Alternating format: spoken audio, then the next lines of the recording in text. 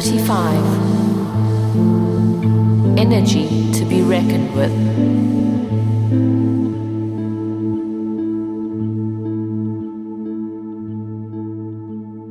What was the nature of this? The instant where so much was forced together in motionless movement. Upheaval in the realm. Disaster. Destruction. Lives lost. Stationary time. He hadn't run. He wasn't even sure if he'd hurried. He was moving, but events didn't seem to be progressing in this continuous instant. Dichotomies of time persisted, and he felt turmoil in the realm once more. Or was this an impression of what he'd felt before? No. He clearly saw the top of Alpha 2 building distorting into movement. This was a new upheaval. Suddenly, the frozen dummies that were people moved in frenzy. Sound dispelled the silence with an explosion of volume. A low rumble from Alpha 2 accompanied the noise. Time was moving again, and the building was about to fall. There was no sense of awe this time, but Zak's unmistakable energy pervaded throughout the disruption. Had he imagined Fora's imprint earlier? Zentran was onto the upheaval immediately, exerting power to hold the building in place. Zak, visible to one side of Alpha 1's rubble, brought more force to bear. He was strong, and Zentran had to summon all he could muster to counteract Zak's increased determination. They looked strangely at each other. For the first time, there was conflict between them. So extreme were their opposing forces that the physical realm bent, giving the sides of Alpha 2 a curved appearance. Volume of energy that should exist over a considerably greater expanse was now concentrated into an area where Zentran and Zak's focused energies collided. Conflicting energies so intense that compressed, solid, transparent matter resulted.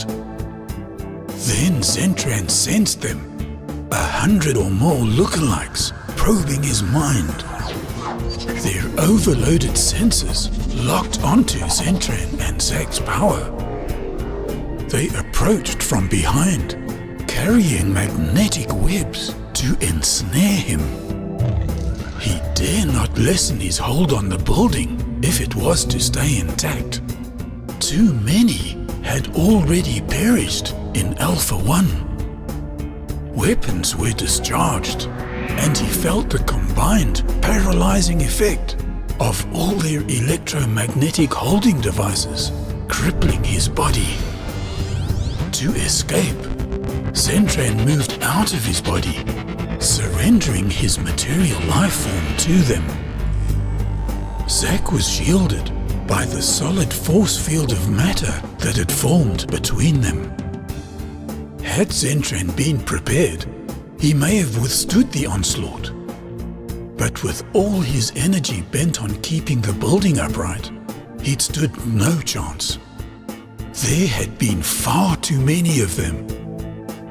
They had control of his body now, but without him in attendance, it wasn't worth much. Many had suffered far worse in the past. There was something he had to do for those who were to continue living. The first part of his mission orders.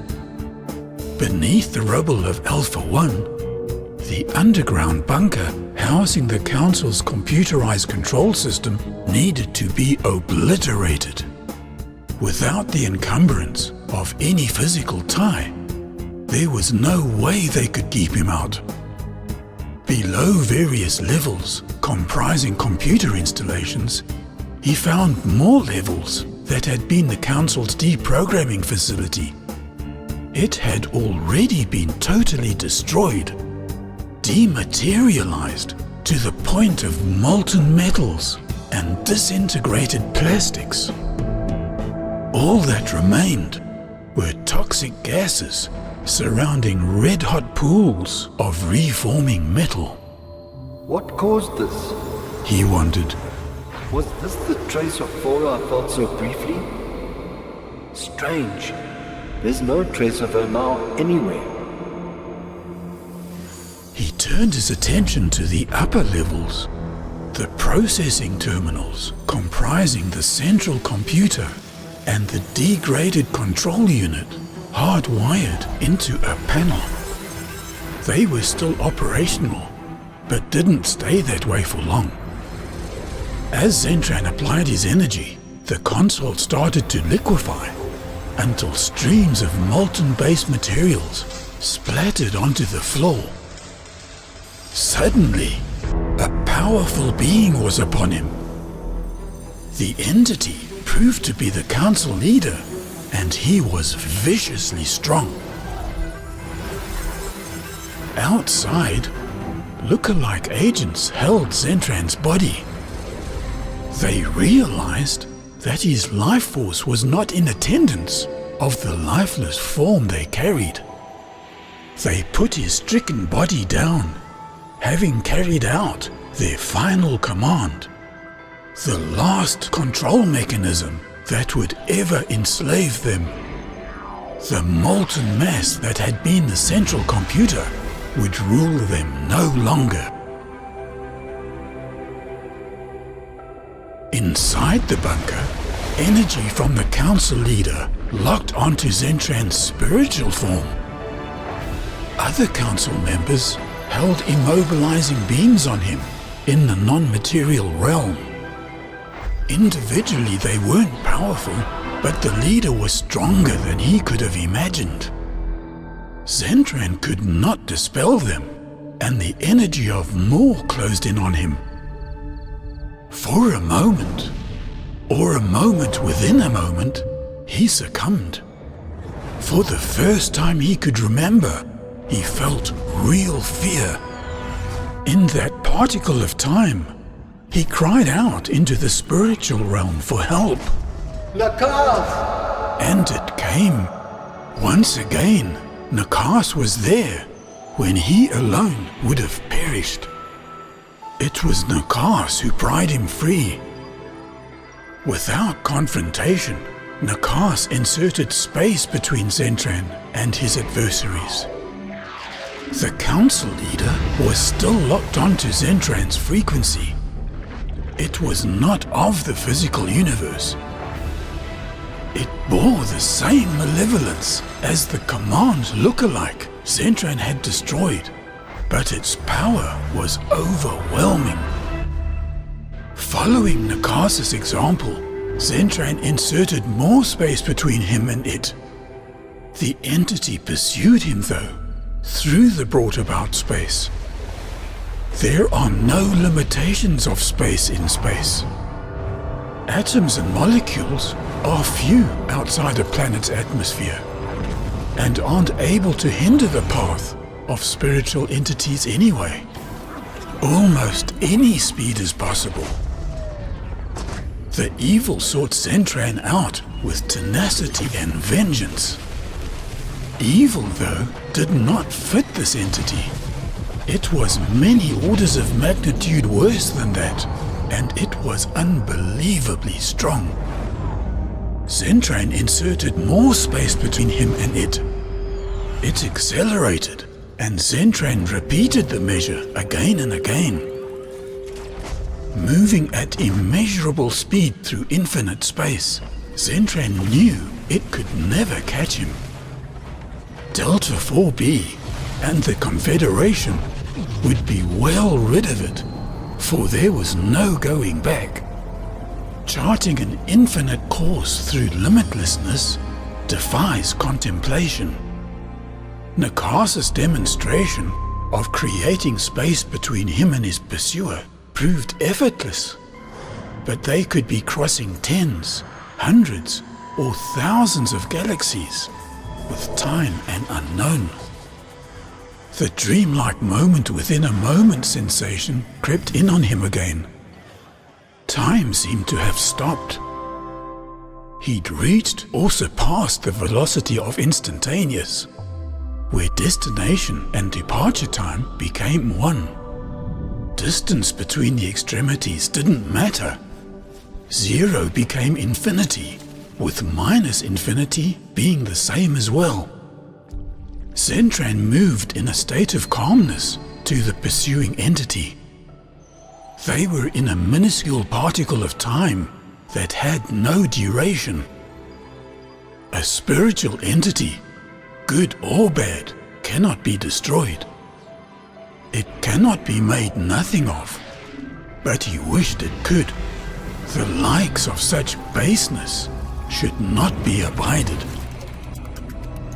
In the nothing of the instant in which he could somehow operate, Zentran entered the entity and forced it apart. The divisions were broken into smaller and smaller particles. Separated into pieces would dilute its force. Zentran took the opportunity to assess his position. Where am I? He wondered. How many galaxies have I crossed? What time is it? Has time moved? If it has, is it earlier or later? He didn't know the answer to any of these questions. He could be anywhere, in any time. Anything can happen when you start messing with absolutes. Concern threw him out of the tranquil state, and suddenly, time was moving again. With a silent explosion, dust of spiritual particles careered off into space at different trajectories. They continued at the speed engaged before time had stopped. Broken up, its reduced malevolence, distributed through the universe, would never again be as wicked. What a curious place the physical universe is, he thought. An apparent genius had once considered that exceeding the speed of light would change time. The idea had been based on an incorrect premise, that the speed of light is absolute. It isn't.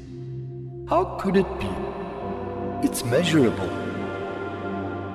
If one were to travel at the speed of light in one direction for an hour, and then travel the same speed back to the starting point for 1 hour, one would be in the same space, and 2 hours would have passed.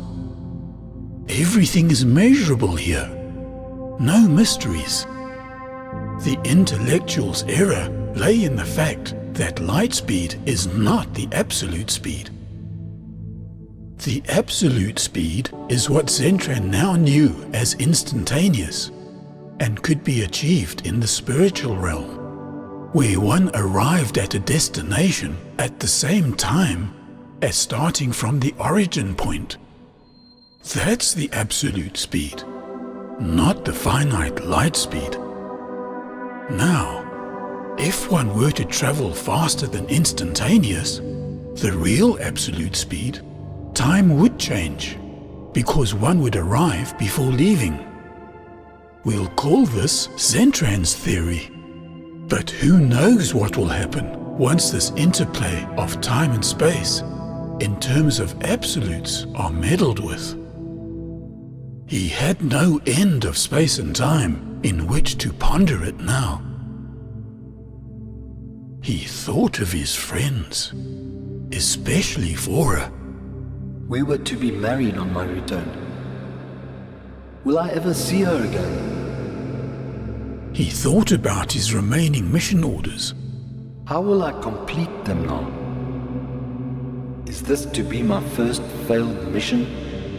There was no way of knowing when or where he was, or which way to go. Even if he could somehow find his way back, time might not be the same. If he tried to stop time again and do the impossible by going beyond, what would happen? Anything. No, he couldn't mess with that. Even if he did miraculously find his way back to the same place and time, he had no body. His material life form had been wrecked.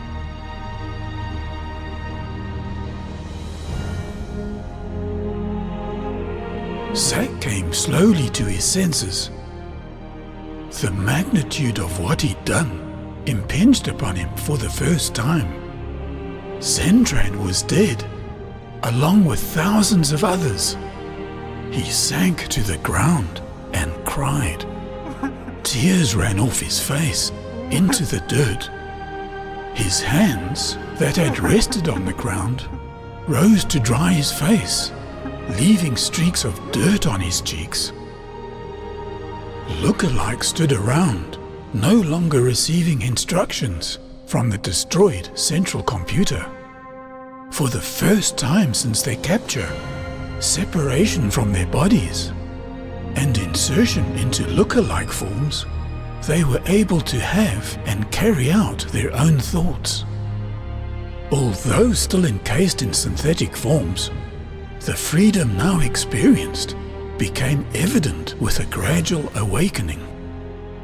One lookalike, in particular, having perceived this new condition, became curious at the sound of sobbing. It walked towards the source where Zak lay.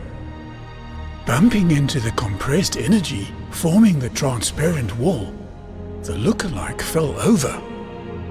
It continued to take in new sensations as it lay on the ground. Zak lifted his head from the dirt, sensing something he knew. He got up and walked around the transparent wall to where the lookalike had fallen. It brought itself to a sitting position as he approached. Normally, he would have obliterated it with his force, but on this occasion he didn't.